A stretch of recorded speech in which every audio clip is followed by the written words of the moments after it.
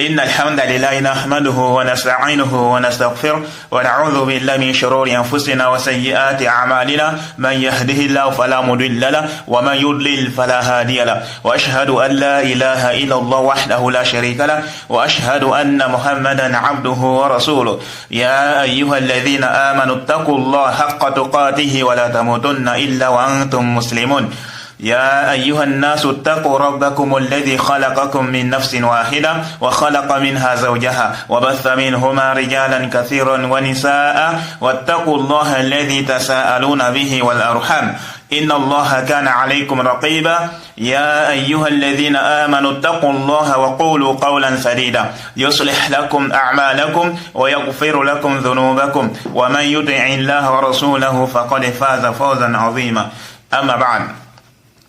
Donc nous sommes toujours dans la série de réfutations contre Ousmane Timéra et nous sommes toujours dans la réfutation des ambiguïtés qui se trouve dans la vidéo où il parle du mari de Aïcha radhiyallahu anha avec le prophète sallallahu alayhi wa sallam. Donc cette fois-ci, à partir de la 2e minute, 17e seconde jusqu'à la 3e minute, 21e seconde, Ousmane Timéra nous dit ceci. Je vous laisse écouter. Bukhari ne peut pas se tromper. D'ailleurs, Bukhari lui-même se contredit il se contredit pas, puis il lui rapporte un hadith seulement. Il y a un hadith qui dit ça, et puis il y a d'autres passages d'autres hadiths dont les éléments contredisent cet élément-là, notamment le fait qu'Aïcha radhiyallahu anha, au moment de la bataille de Uhud, c'est-à-dire 3 ans plus tard après l'arrivée du prophète alayhi salatu wassalam à Médine, était sur le champ de bataille en train d'aider les combattants. Et le prophète sallam, à cette époque-là, a refusé qu'un garçon, en l'occurrence Abdullah ibn Omar, qui avait 15 ans, prenne part au combat. Si on comptabilise les choses, c'est-à-dire elle avait 9 ans au moment de son arrivée à Médine. 3 ans plus tard, elle a quel âge? Elle a 12 ans. Et qu'est-ce qu'elle fait au champ de bataille? Donc déjà, il y a une contradiction. Ça veut dire si elle était capable d'être au champ de bataille, d'aider les combattants, c'est qu'elle avait plus de 12 ans. Ça, c'est obligé. Parce que sinon le prophète ne l'aurait pas accepté au champ de bataille, puisqu'il a refusé Abdullah ibn Omar. Donc déjà un petit souci. Voilà. En réponse à cela, j'ai dit, Ousmane Timéra, il n'y a aucun souci et la contradiction n'est que dans ta tête et non dans les Sahih Bukhari. La contradiction n'est que dans ta tête. Prenez ça comme règle. Quiconque vient, peu importe cette personne, il vient pour vous dire il y a contradiction dans les hadiths du prophète sallallahu alayhi wa sallam, il faut prendre garde de cette personne. Il n'y a pas de contradiction dans les hadiths du prophète. Abadan. Oui, il peut y avoir un semblant de contradiction, mais en réalité, il n'y a pas de contradiction. Même avec les versets du Coran, avec les versets coraniques. Même avec les mécréants, même parfois, même, ils ont recensé des versets qui semblent se contredire. Et donc, qu'est-ce qui se passe? Nous sommes tous d'accord que le Coran, ça vient de la parole d'Allah. Ça, c'est la parole d'Allah. Il n'y a aucun doute sur ça. Et donc, étant donné que c'est la parole d'Allah, donc ça veut dire que c'est impossible qu'il y ait des contradictions. Donc, si toi tu vois une contradiction dans le Coran, sache que c'est toi qui n'as pas compris. Ou soit tu as un problème avec ta raison. Le problème se trouve à ton niveau et non dans les versets du Coran, et non dans les versets coraniques. Et donc, de ces faits, il faut faire quoi? Il faut revenir vers les gens de science. Il faut revenir vers les gens de science. Et d'ailleurs, même le Cheikh Achanté a écrit un bon livre sur des versets qui semblent être de manière apparente en contradiction. Et il a essayé d'amener des solutions par rapport à ça. Un très bon livre. Et donc, du moment où on se comporte comme ça avec les versets coraniques, alors pour quelle raison, en ce qui concerne les hadiths, ce n'est plus ça. On commence à faire quoi? Rejeter les hadiths pour dire non, il y a contradiction. Il faut également procéder de la même manière pour chercher à savoir est-ce que les hadiths sont d'abord authentiques ou pas. Parce que si les hadiths ne sont pas authentiques, ça c'est autre chose. Mais lorsque les hadiths sont authentiques, c'est impossible qu'il y ait contradiction.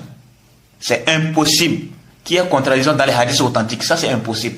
Si tu vois contradiction, soit c'est toi qui as problème, ou soit les hadiths n'est pas authentiques. Mais du moment où, quand on revient vers les savants des hadiths, et les savants des hadiths nous confirment que les hadiths sont authentiques, Alors ça veut dire que c'est impossible qu'il y a contradiction dans ces hadiths authentiques. Ça c'est impossible. Parce que le prophète ne se contredit jamais. Le prophète sallallahu alayhi wa sallam ne se contredit jamais. C'est la révélation qu'il reçoit de la part d'Allah subhanahu wa ta'ala. Et la sunna du prophète sallallahu alayhi wa sallam fait partie de la révélation. C'est pas seulement le Coran. Même la sunna du prophète sallallahu alayhi wa sallam fait partie de la révélation. On voit parfois dans les hadiths du prophète, les gens viennent lui poser des questions, le prophète ne répond pas. Il attend. Il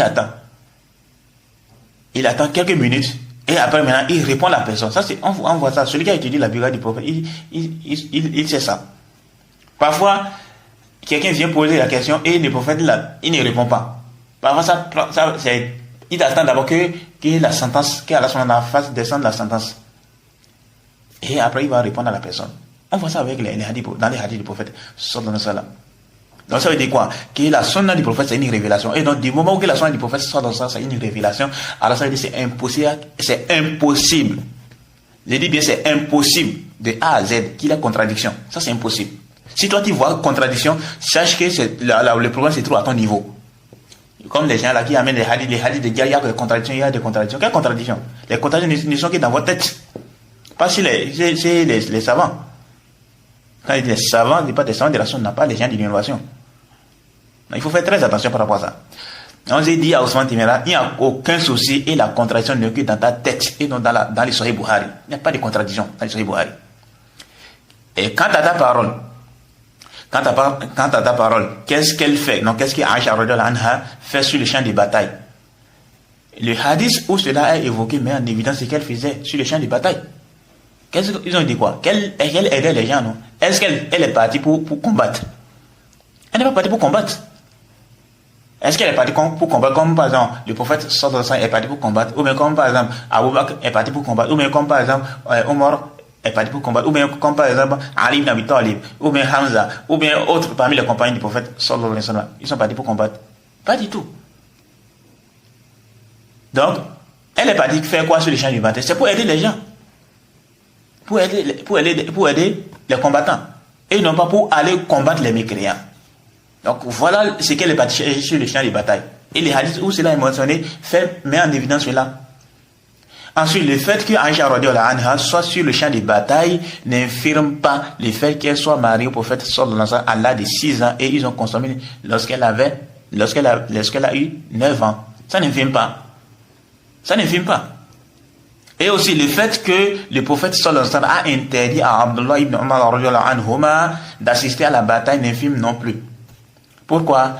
Car c'est connu du prophète sallallahu alayhi wa sallam qu'il interdit à certains compagnons certaines choses et d'autres il les permet. Ça c'est connu du prophète sallallahu alayhi wa sallam. Parfois il y a certaines choses là, la même chose le prophète interdit à tel compagnon et à l'autre compagnon il permet. Et celui qui a étudié la biographie du prophète, il sait ça. À titre d'exemple, durant le mois de Ramadan, pendant le mois de Ramadan, est-ce que la femme peut embrasser, sa femme et autres là? Il y a certains hadiths qui sont venus, comme les hadiths qui viennent dans le Sunan Abu Daoud, les hadiths numéro 2387, et le Cheikh Albani a authentifié ça. Le Cheikh Albani a authentifié ça. On voit ça clairement. Il y a certains, le prophète a permis, il y a d'autres, non. Il y a d'autres personnes, non, il n'a pas permis ça. Il a permis à un vieillard de faire quoi? De s'approcher de sa femme, d'embrasser autre là. Pendant quoi? Pendant la journée du mois de Ramadan. Et à un jeune, il a refusé. Il a refusé à un jeune. Ça c'est connu. Et donc, est-ce que ça veut dire qu'il y a contradiction? Non, il n'y a pas contradiction. La contradiction n'est que dans ta tête. La contradiction n'est que dans ta tête. Il se peut que ce jeune-là, il ne peut, s'il venait à embrasser sa femme en pleine journée du mois de Ramadan, il se peut qu'il ne serait pas en mesure de se retenir. Et donc, il risque de faire quoi? Il risque de passer à l'acte. Et là, il a commis un grand péché. Et c'est interdit d'avoir les rapports avec ta femme en pleine journée du mois de Ramadan. Si toi, tu n'as pas une excuse, comme par exemple, tu es en voyage, et ou bien la maladie, et autres là, une excuse qui te permet de rompre le jeûne. Et tu as eu les rapports avec ta femme, en pleine journée du mois de Ramadan. Ça veut faire des grands péchés.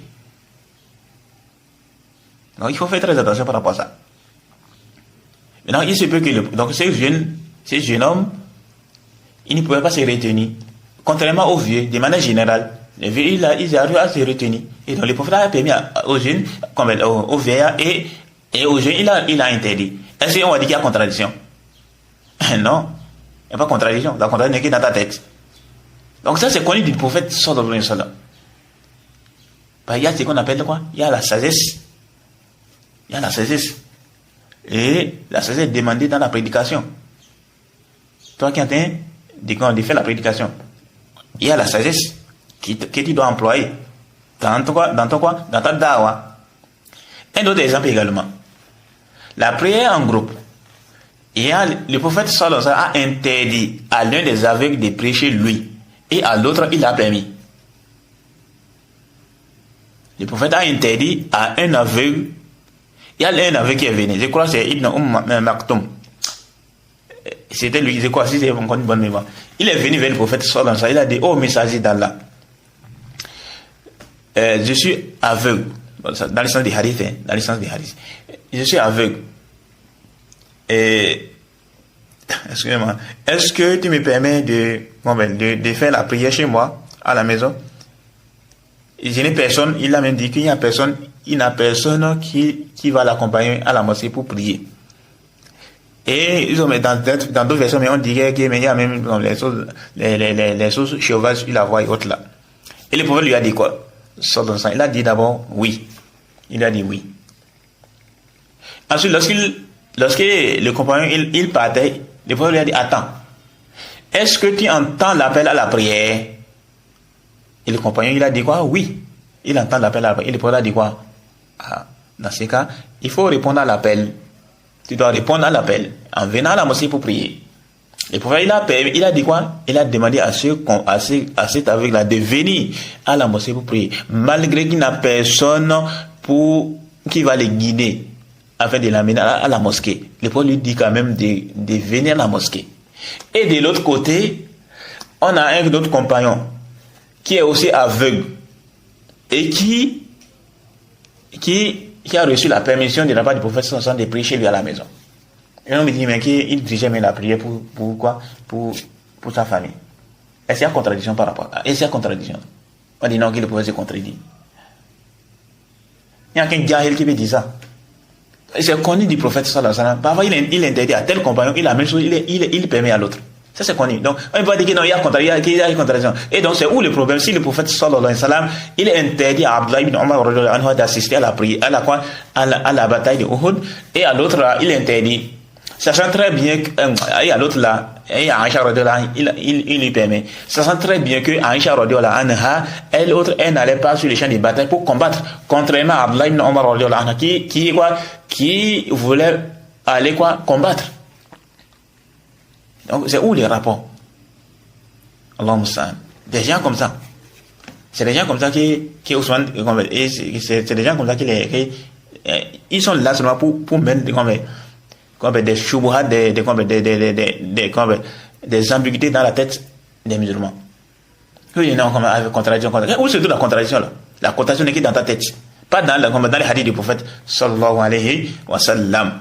Maintenant, le but ici n'est pas de dire c'est quoi la hikmah et autres. Non, on n'est pas ça. Mais j'ai amené ça pour vous faire comprendre qu'on voit ça dans la biographie du prophète. Parfois, il interdit à tel compagnon et à l'autre compagnon, il permet.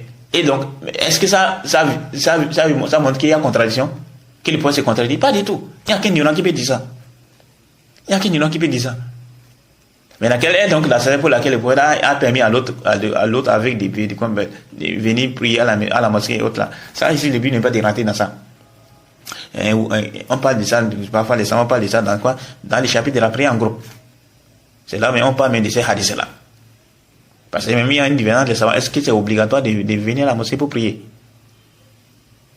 Il y a certains qui disent c'est obligatoire, il y a une divergence sur ça. Mais comme le but ici n'est pas de rentrer dans ce sujet en détail.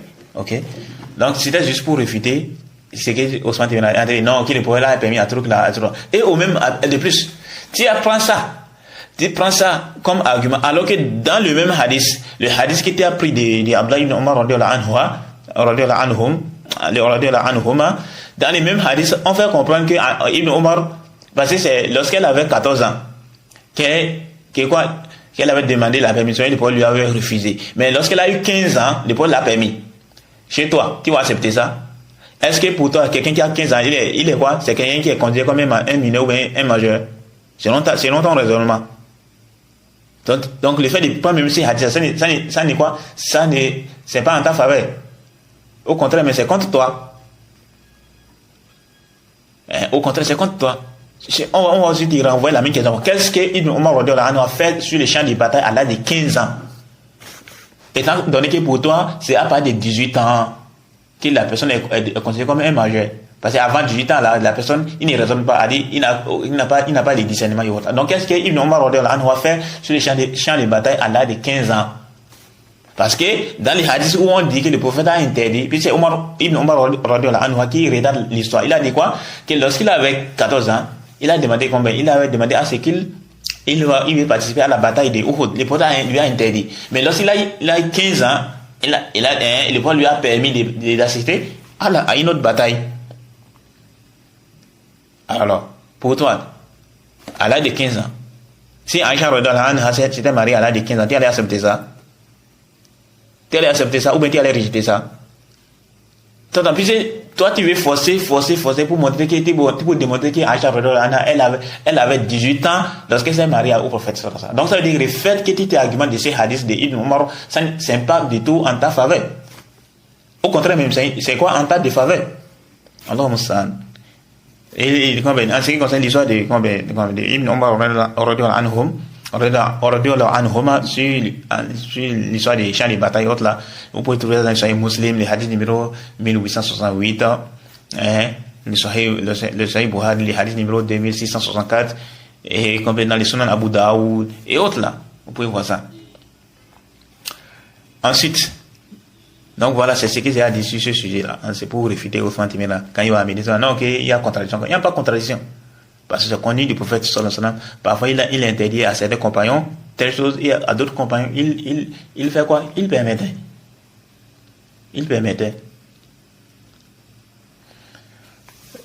Donc, il faut vraiment faire très attention à ces gens-là. Les gens comme les Othman Timera qui amènent des shubuhat dans la tête des musulmans pour les égarer du droit chemin. Allah Moussan.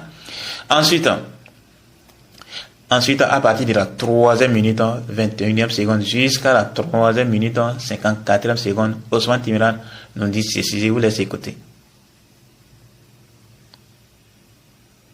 D'office, mais là, voilà, tu as une confrontation entre le fait qu'il raisonne, enfin, la personne qui va prendre les choses de manière rationnelle, et l'autre personne s'attache au texte. Oui, mais ce que Adnan Ibrahim a fait, c'est pas pour le défendre, hein, parce que moi, cette position, je l'avais déjà avant d'avoir lu Adnan Ibrahim. Seulement, moi, je n'osais pas trop le dire, voilà, c'est pas évident, toutefois, tu balances ça en plein public, les gens ne comprennent pas. Mais ça, on dit long sur ce que nous sommes. Nous voulons faire passer notre prophète pour un pédophile. Il faut dire les choses telles qu'elles sont. Et c'est ça, 9 ans. Une petite fille de 9 ans avec un homme de 50 ans, mais... Juste un truc, faut pas pour faire... Voilà ce que Ousmane Timera nous dit. En réponse à ça, je le dis, Adnan Ibrahim, c'est un égaré. C'est un égaré qui dénigre les compagnons, qui rejette les hadiths aussi. C'est la même bande, en réalité. Et il a été réfuté par plein de savants. Ce n'est même pas une référence en islam. Il n'est pas une référence. Donc, qu'il vienne avec une parole qui est vraie ou bien faux, là, ça n'empiète pas sur les jugements d'islam. Parce que c'est pas quelqu'un qui est considéré être sur la bonne voie. Au contraire, certains même disent que c'est Mu'tazili. Il réserve plein de hadiths. Plein de hadiths. Il dénigre les compagnons et autres là. Allah. Ensuite, Ousmane Timera dit que qui indiquait dans cet extrait, il dit que nous, on veut faire passer notre prophète sallallahu alayhi wa sallam pour un pédophile. Et de faire et de dire les choses telles qu'elles sont. Une petite fille de 9 ans avec un homme de 50 ans. Voilà. Sincèrement, Ousmane Timera, il est illogique dans ses argumentations. Il est illogique. Pourquoi je dis ça?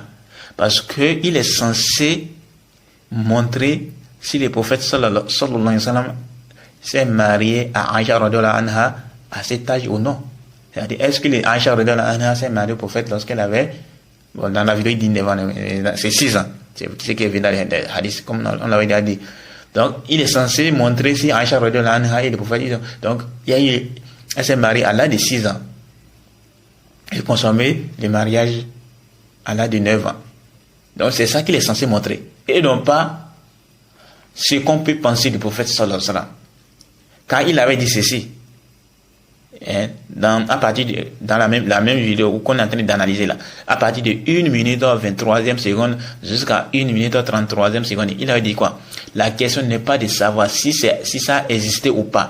La question est de savoir si le prophète sallallahu alayhi wa sallam l'a fait. Si le prophète sallallahu alayhi wa sallam l'a fait ou ne l'a pas. Côté de ma famille, il y a eu pire sans doute, hein, même chez mes arrière-grand-mères et autres. La question c'est pas de savoir si ça existait ou pas. La question c'est de savoir si le prophète l'a fait. Si le prophète l'a fait ou il l'a pas fait, c'est pas pareil. Fait ou ne l'a pas fait, ce n'est pas pareil. Ah, donc ça veut dire quoi? Tu es censé te concentrer, est-ce que le prophète l'a fait ou pas? Eux non pas ce que les gens vont penser du prophète. Ce que les gens vont penser du prophète. Il dit qu'on veut pas passer notre prophète sallallahu alayhi wa sallam pour quelqu'un de pédophile. C'est ça qu'il fait comprendre. Et c'est ça. Et tout cela, les gens qui viennent rejeter tout ça, c'est ça. Donc, en fait, qu'est-ce qui se passe? Donc, donc, étant donné qu'on veut faire passer le prophète pour quelqu'un de pédophile, alors donc, il va falloir qu'on essaie de rejeter les textes qui sont venus par rapport à ça. Allahumma non? Subhanallah. C'est pourquoi j'ai dit quoi? Il est illogique. Parce que, il est censé se concentrer sur quoi? Sur l'étude de l'âge de Aïcha au moment où elle s'est mariée avec le prophète sallallahu alayhi wa sallam. Est-ce que c'est vérifié ou pas? Et non pas qu'est-ce que les gens vont penser du prophète sallallahu alayhi wa sallam. Du fait qu'elle s'est mariée avec une fille lorsqu'il avait une fille lorsqu'il avait quoi? Il a 50 ans, un homme de 50 ans et autres. Allah Moussan. Ensuite, j'ai dit à Ousmane Timira, c'est pas aujourd'hui que le prophète sallallahu alayhi wa sallam est attaqué. Le prophète n'est pas attaqué aujourd'hui, sallallahu alayhi wa sallam. Depuis même qu'il était vivant, le prophète était attaqué. Le prophète sallallahu alayhi wa sallam a été dénigré par des choses pires que ça même. Des choses pires que ça même. Le prophète a été traité de menteur. On a dit qu'il est quelqu'un qui est venu pour diviser la communauté. On dit qu'on l'a traité de fou, on l'a traité de tous les noms. On l'a traité de tous les noms. Lorsqu'il a proclamé quoi? La prophétie. Quand il a dit que c'est lui le prophète, le messager d'Allah. C'est celui qu'Allah a envoyé pour guider les gens vers la conversion, pour faire sortir les gens des ténèbres, des l'ignorance, des shirk, des injustices, vers la lumière du tawhid, de la sunna et autres. Les gens commençaient par les traiter de tous les noms. A commencé même déjà par certains de ses proches, tels que Abu Lahab et autres là. Ils ont commencé par les traiter de tout. Donc si quelqu'un aujourd'hui vient pour traiter les prophètes, est-ce que ça serait étonnant? Ça, c'est pas étonnant. C'est quelque chose de nouveau? Non. C'est pas quelque chose de nouveau. Donc il dit qu'on ne veut pas passer pour le prophète de pédophile autre là.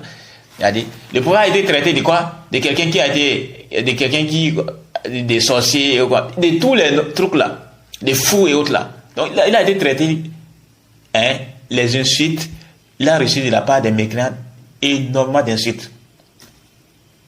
Donc si un mécréant vient aujourd'hui à notre époque pour traiter les prophètes de tous les noms, est-ce que ça nous étonne? Ça ne va pas nous étonner. Parce que quoi, ça c'est le comportement des quoi? Des gens du faux.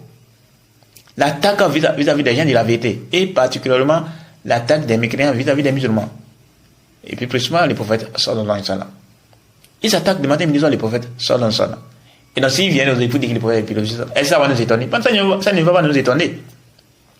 Ça ne va pas nous étonner. Ça ne va pas nous étonner. Et même avant même de continuer, il dit affaire de pédophile. En fait, c'est qu'il est chez les mécréants, la pédophilie là, ça signifie quoi? L'attirance sexuelle d'un adulte pour les enfants, les enfants, filles ou garçons. C'est celui-là qui est considéré comme un pédophile. Et seulement que chez les mécréants là, en Europe et autres là, ils considèrent que quelqu'un qui a moins de 18 ans là est mineur, est mineur, c'est un enfant. Et donc pour eux là, pour les mécréants là, toute personne qui a des relations charnelles avec une fille de moins de 18 ans, même si la personne a 17 ans, 11 mois et 29 jours, alors la personne est considérée comme un mineur. Et donc, si toi, tu viens à avoir les relations charnelles avec cette personne-là, tu es considéré comme un quoi? Toi, tu es considéré comme un pédophile. Ça, c'est quoi? Ça, c'est dans les terminologies, ça. Ça, c'est dans les terminologies, ça. Et ça, Allah subhanahu wa ta'ala, il a vraiment dit, il a dit la vérité. Dans la sourate Al-A'raf, quand il a dit quoi? Quand il a dit, excusez-moi.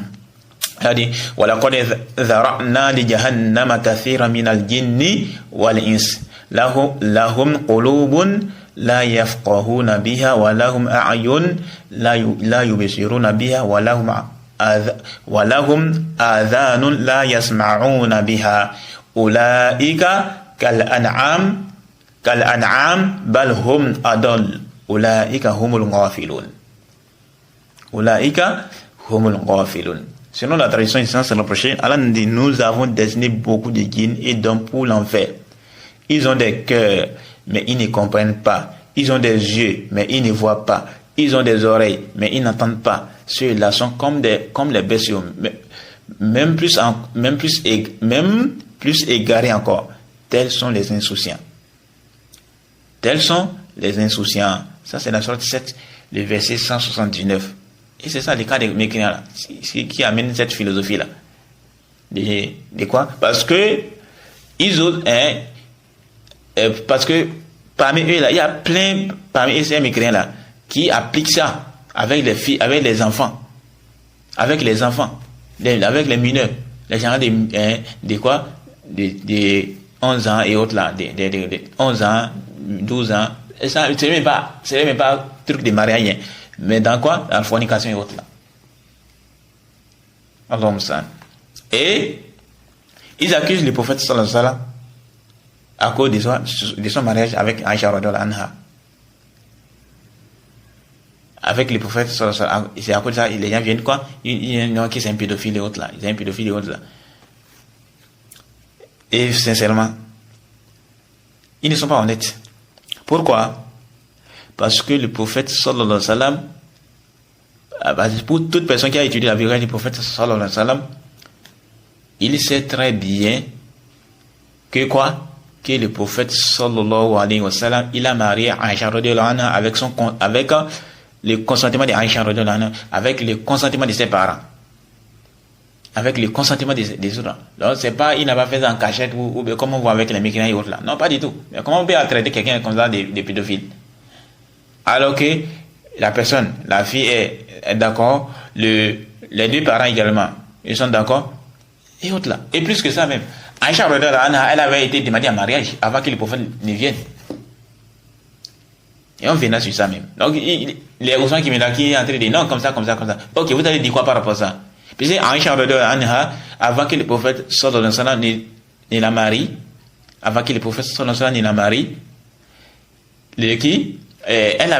elle avait été demandée en mariage. Et après, comme ça a été annulé. Et le prophète a finalement fait ce truc là. Elle avait été demandée en mariage par un mécréant. Et après ça a été annulé. Et Abu Bakr radhiyallahu anhu et sa femme, ils ont accepté maintenant la demande en mariage du prophète sallallahu alayhi wa sallam. Plus que ça, les filles du prophète sallallahu alayhi wa sallam, elles étaient mariées avant même qu'ils atteignent l'âge de 18 ans. Et vous allez dire quoi par rapport à ça? Ok, vous acharnez sur l'âge de Aïcha. Ok, les filles du prophète sallallahu alayhi wa sallam. Les filles du prophète se sont mariées avant l'âge de 18 ans. Vous allez vous dire quoi par rapport à ça? Ok, ces gens-là aussi sont quoi? Ils sont aussi, ceux qui les ont mariés là, ils sont aussi dans la pédophilie. Ils sont des pédophiles. Même après la prophétie. Parce qu'ils se sont mariés avant la prophétie. Et lorsque le prophète sallallahu alayhi wa sallam a proclamé la prophétie, ils ont fait quoi? Les mécréants ont demandé à ces gens-là de les divorcer. Et ils ont été divorcés. Les filles du prophète qui étaient déjà mariées. Vous avez dit quoi par rapport à ça? Plus que ça, certains mêmes compagnons, comme Amr ibn As radhiyallahu anhu, ils sont mariés à l'âge de combien? À l'âge de 11 ans, non? Comme c'est 12 ans même là. Et au point où on dit qu'il y a la différence d'âge qu'il y avait entre lui et son fils là, c'était quoi? C'était très peu. Donc vous allez dire quoi par rapport à ça? Et ça, c'est une pratique qui était connue. On viendra sur ça. Après, Inch'Allah. On viendra sur ça, Inch'Allah. Et de plus, comment peut traiter le prophète de pédophilie? Alors que le prophète, il a marié certaines sœurs, certaines de ses femmes. Il y a certains qui avaient 66 ans, d'autres qui avaient 45 ans, d'autres qui avaient, comment on appelle, 45 ans comme Khadija radhiyallahu anha, et un soldat qui avait environ 66 ans, et comment on appelle, Hafsa radhiyallahu anha qui avait environ 21 ans, Zainab qui avait environ 30 ans, et autres. Et de plus, quand c'est Aïcha radhiyallahu anha, elle a dit, on avait déjà vu le hadith là, elle a dit quoi? Que la fille qui a atteint 9 ans, elle est une femme. On avait déjà vu ça. Donc, Aïcha n'était plus une petite, elle était plutôt une femme. Et Aïcha radhiyallahu anha, elle a atteint la puberté avant qu'il ne consomme les mariages. Et en islam, ce qui est pris en compte, c'est quoi? C'est la puberté. C'est justement la raison pour laquelle, quand tu commences à commettre les actes, on dit quoi? À l'âge de la puberté, on dit que tu es responsable. Est-ce qu'on dit que tu es devenu responsable lorsque tu as 18 ans? Pas du tout. Et on a déjà parlé de ça, l'affaire de puberté. Ce qui est pris en considération, c'est la puberté. Et la personne peut être pubère avant même l'âge de 18 ans. Et l'histoire en témoigne. Combien de personnes sont devenues pubères à l'âge de 11 ans, à l'âge de 9 ans, à l'âge de 10 ans, à l'âge de 11 ans, à l'âge de 12 ans, à l'âge de 13 ans, parfois même à l'âge de 8 ans. Donc, ces gens-là, ils sont mineurs. Allahumma salli. Pas en islam quand même. Parce que ces gens-là, quand la personne a 9 ans et il a commis les péchés, il est jugé en islam.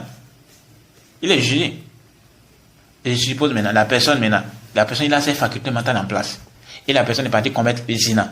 Une fille maintenant de 9 ans qui a quoi? Je suppose maintenant dans un pays musulman. Une fille de 9 ans, elle a commis zina. Les conditions pour appliquer la sentence sont remplies. On va dire qu'elle est mineure et autres là. Alors qu'à cet âge-là, elle est quoi? Elle est déjà pubère. Donc on voit clairement que quoi, les sentences en islam, c'est par rapport à la puberté, c'est pas par rapport à 18 ans. Donc, normalement, la vidéo devait être centrée. Est-ce qu'à l'âge de 9 ans, ou à l'âge de 6 ans, une fille peut être pubère ou pas? C'est là où normalement, les débats doivent être centrés. Et non pas que, non, Aïcha radhiyallahu anha, elle s'est mariée à ça, c'est faux et autres là. Non, pas du tout. La fausseté n'est que dans ta tête et non pas dans les hadiths des prophètes sallallahu alayhi wa sallam. Ensuite, les mécréants n'ont rien à nous dire en ce qui concerne notre prophète sallallahu alayhi wa sallam et les enseignements islamiques. La balance est le Coran et la sunna selon la compréhension de nos peuples et non l'approbation ou la position des mécréants. Peu importe ce qu'ils vont penser du prophète ou même des musulmans, ça n'engage que. Ils n'ont rien à nous dire en ce qui concerne notre religion. Déjà même, ils ont même des tas de problèmes. Des choses anormales, ils voient que c'est normal. À titre d'exemple, l'homosexualité, c'est quelque chose qui est bien vu en Europe, plus précisément en France. Toi, tu peux insulter quelqu'un qui est en train de pratiquer l'homosexualité sans avoir des problèmes. C'est quelque chose qui est normal. Est-ce que l'homosexualité, c'est quelque chose qui est normal? Pas du tout. C'est pas quelque chose qui est normal.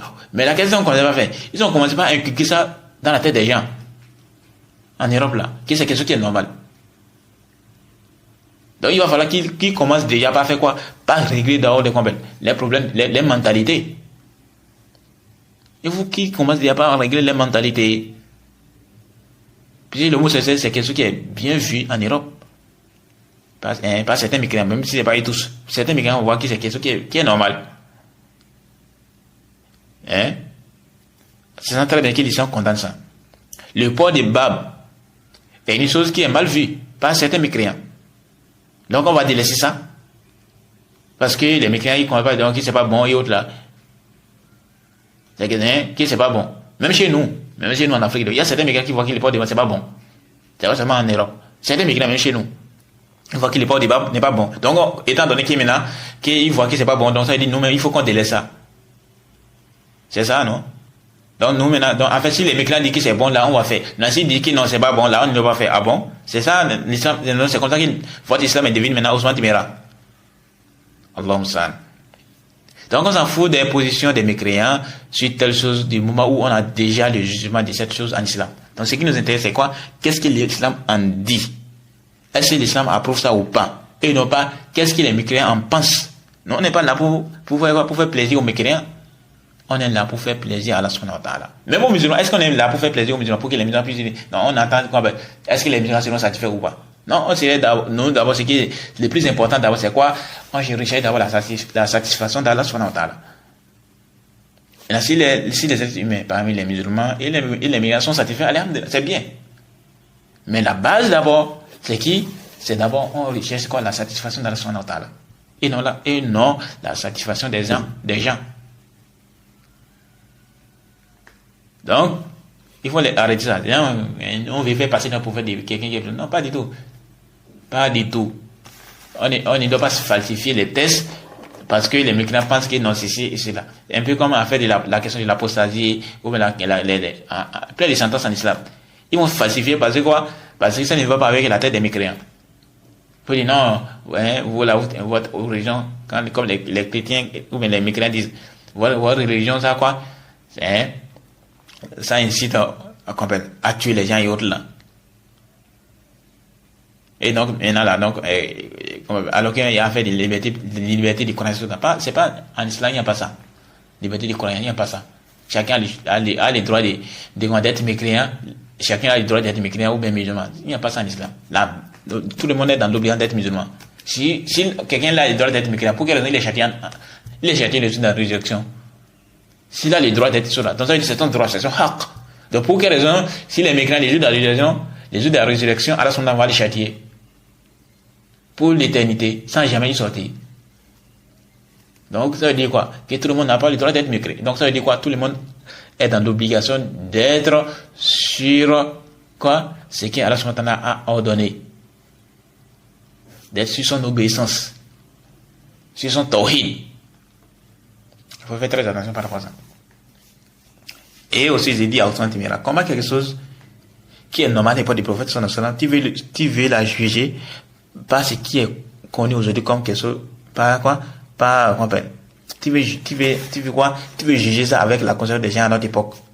La conception qui est, la conception des gens qui est quoi?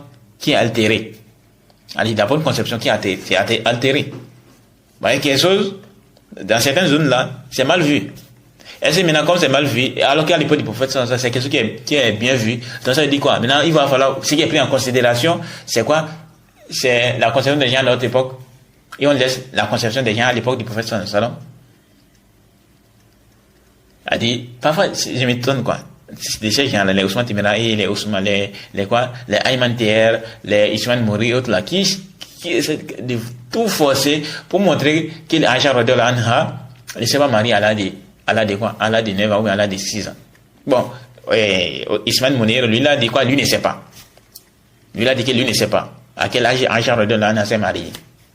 Et lui, il a dit qu'il ne sait pas. Et là, ça, c'est caduc.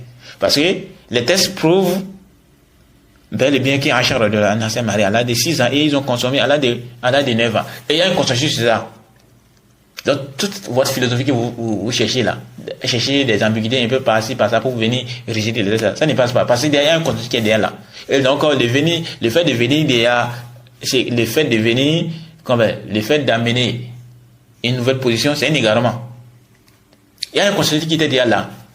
Et on verra ça plus tard, Inch'Allah. Les consensus, les savants sont en consensus sur l'âge d'Inch'Allah, qu'elle s'est mariée à l'âge de 6 ans et à l'âge de 9 ans, ils ont consommé les mariages. Il n'y a pas de divergence sur ça.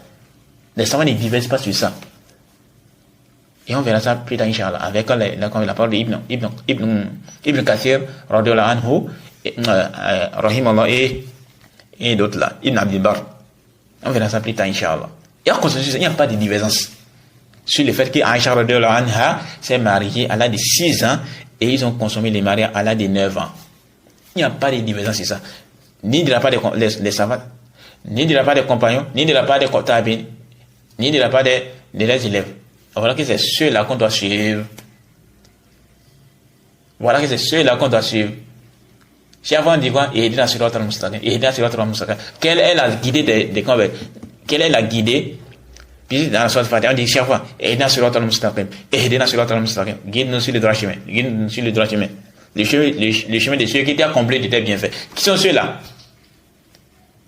Dans les versets, comme certains ont dit, c'est quoi? Les prophètes, les shuhada, les solihoun, les compagnons du prophète, sallallahu alayhi wa sallam, et ceux qui les ont suivis de la manière. Et quelle est donc la guidée de ces gens-là en ce qui concerne les laïcs d'Aïcha radhiyallahu anha avec le prophète sallallahu alayhi wa sallam? C'est qu'elle s'est mariée à l'âge de 6 ans et consommé le mari à l'âge de 9 ans. Et donc vous êtes écartés de leur chemin.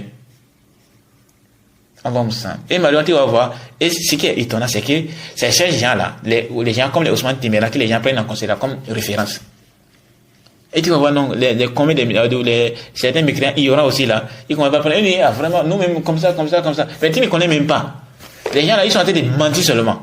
Et on verra ça. Les mentions de Ousmane Timéra, on va dévoiler ça petit à petit. Et on verra ça également avec d'autres là, Ayman Tierbi, Idina Ta'ala. On verra ça également avec Ayman Tierbi, Idina Ta'ala. Donc, quelque chose qui est normal à l'époque du prophète, sallallahu alayhi wa sallam, comment vous voulez le comparer à quelque chose qui est devenu anormal à notre époque? Parce qu'à l'époque du prophète, sallallahu alayhi wa sallam, il y a beaucoup qui sont mariés, même avant l'âge de 18 ans. Il y a beaucoup. On va citer des tas d'exemples. Et on va voir qu'est-ce que les Ousmane Timéra vont dire par rapport à ça. Qui a commencé même déjà par la fin du prophète, sallallahu alayhi wa sallam. La fille de Ali ibn Abi Talib, comment on appelle, les enfants du prophète, sallallahu alayhi wa sallam, c'est des compagnons du prophète. On verra ça, Inch'Allah, on verra ça un peu plus tard. C'était pas connu. C'est à l'âge de 18 ans là, que la personne est devenue majeure, mais avant 18 ans là, la personne est mineure, et donc, c'est quand il va atteindre 18 ans au minimum, qu'il peut maintenant, qu'il est apte maintenant à faire quoi? À faire certaines. Pas du tout. Pas du tout. C'est pas ça. Ça, c'était pas connu à l'époque du prophète, sallallahu alayhi wa sallam. Ce qui est pris en considération, c'est la puberté. Et la puberté peut venir avant même l'âge de 10 ans. Avant même l'âge de 10 ans. La puberté peut venir avant l'âge de 10 ans. Donc il va falloir qu'ils arrêtent avec cette philosophie-là.